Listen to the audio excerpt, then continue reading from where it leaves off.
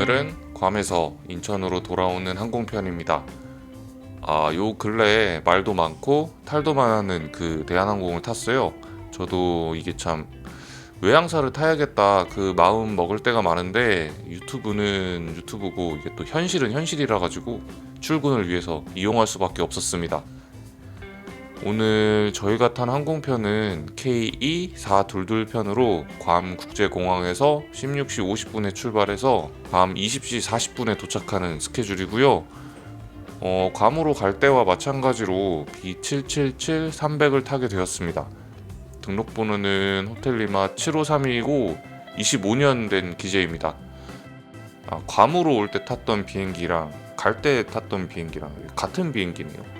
이러기도 쉽지 않은데 괌, 세부, 마닐라, 방콕, 광저우, 사포로 등 그 단거리 국제선부터 그 중거리까지 다니고 있습니다.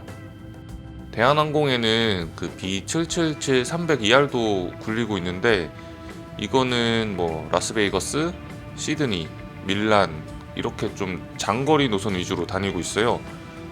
올해 아마 운이 좋으면은 미국 본토에 갈 일이 있을 것 같은데 그때 타볼 수 있을 것 같습니다. 인천공항에서 괌까지 운항하고 있는 항공사는 대한항공, 진에어, 티웨이, 제주항공이 있고 모두 낮 시간대 운영을 하고 있어요. 그래서 체크인하고 체크아웃하기 좋은 시간대에 항공편이 있다는 점 참고하시면 될 것 같고요.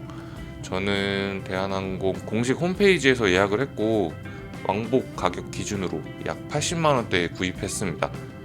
대한항공 기준으로 평상시에는 60만원대 혹은 조금 더 저렴하게 구입할 수 있을 때도 있는데 저는 성수기에 방문해가지고 더 저렴하게 구입할 수는 없었습니다. 저는 이게 덩치가 있어가지고 좌석이 좁은 LCC의 경우 국내선 타는 것도 좀 힘들어하는 편이라 해외 다닐 때는 거의 풀서비스 캐리어를 이용하는 편입니다. 주로 아시아나나 외항사를 많이 이용했었고요. 라오항공, 동방항공 이런 것들 이용했었고요. 요즘은 거의 99% 대한항공만 타고 있는데 이게 사실 한 돈 10만 원이라도 저렴한 LCC 이용하고 그 돈을 여행 경비로 태우는 것이 조금 더 합리적인 소비가 아닌가 싶긴 합니다. 괌 국제공항은 탑승 3시간 전에 게이트가 열리는데요. 대한항공 KE422 편이 16시 50분 비행기니까 한 2시쯤, 14시쯤 열린다고 생각하시면 될 것 같습니다. 괌 공항 터미널에 뭐 아무것도 없으니까 너무 일찍 필요 없고 2시에 거의 맞춰서 도착하시면 될 것 같습니다. 묵는 호텔에 뭐 레이트 체크아웃 가능하면은 추천드리고 아니면 뭐 렌트카 반납 시간을 조절하는 것을 추천드립니다. 저는 PIC에 묵었었는데 로비에서 이거 루빈 큐브 가지고 2시까지 때우다가 그 무료 샌딩 서비스 이용했습니다. 출국 수속하는 게 생각보다 오래 걸렸고 줄도 길었어요. 뭐 요즘 인천공항만큼은 아니었는데 아무튼 그렇다는 점 참고하시면 좋을 것 같고요. 면세 구역으로 넘어오면은 면세점이 꽤 있기는 한데 뭐 제가 갔을 때 환율이 그지 같아가지고 다 패스했고요. 비즈니스 이용하시는 분들은 라운지 이용하셔도 되는데 여기 라운지 상태가 썩 좋지는 않습니다. 큰 기대하지 않으시는 것을 추천드리고 싶어요. 제가 첫 괌 때 여기 라운지 이용했었는데 음식도 그렇고 들어갔을 때 에어컨도 안 켜져 있고 그래서 엄청 더웠던 기억만 있습니다.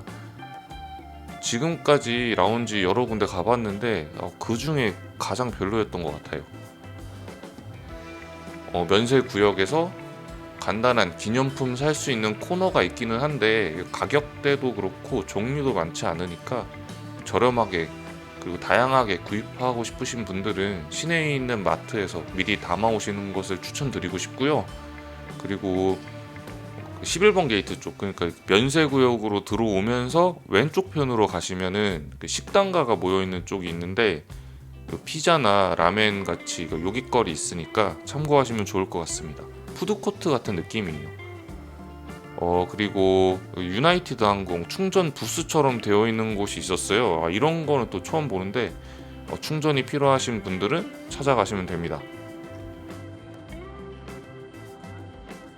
탑승을 시작했고요. B777이 운영되기 시작한 게 엄청 오래됐는데 이거 좌석 간격 하나만큼은 진짜 만족스러운 기체입니다.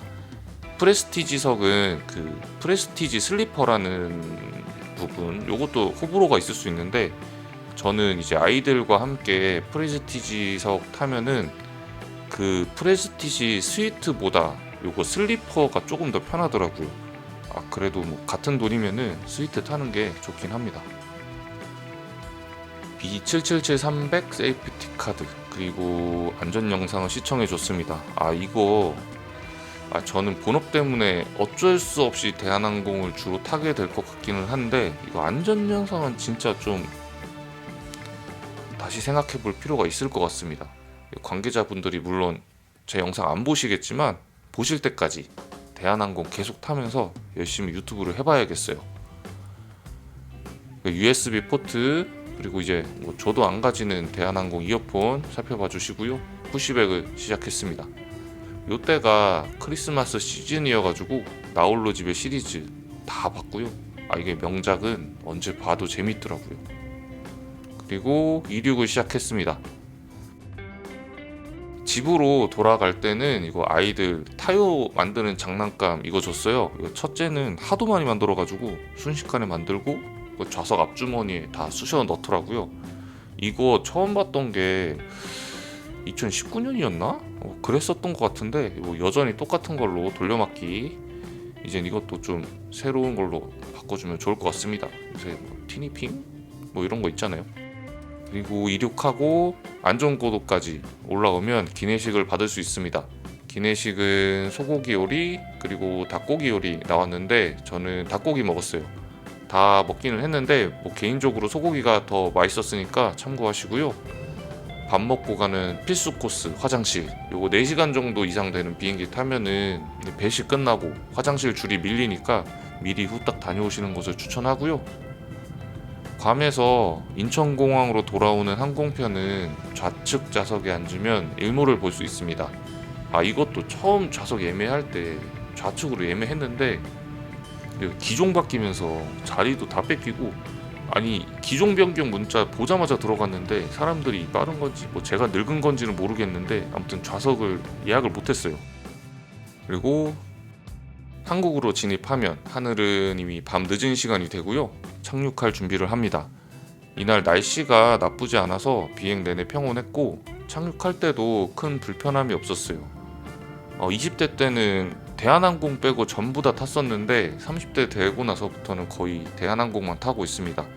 아마 올해 계획된 여행이 3차례 정도 더 있는데 직항이 있다면 대부분 대한항공을 타게 될 것 같아요.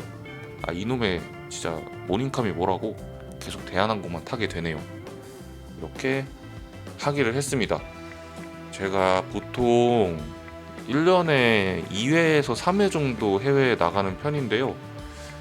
가장 많이 탔던 기종이 뭐냐고 물어본다면 B777-300이라고 이야기할 수 있을 것 같습니다. 대한항공에서 4대를 보유하고 있는데 요거만 엄청 탄 기억이 있어요. 아마 그 고수요 중단거리 노선에 많이 투입되기 때문인 것 같습니다. 오늘 지금까지 대한항공 B777-300 괌에서 인천까지 호텔 리마 7532편 탑승 후기입니다. 감사합니다. 안녕.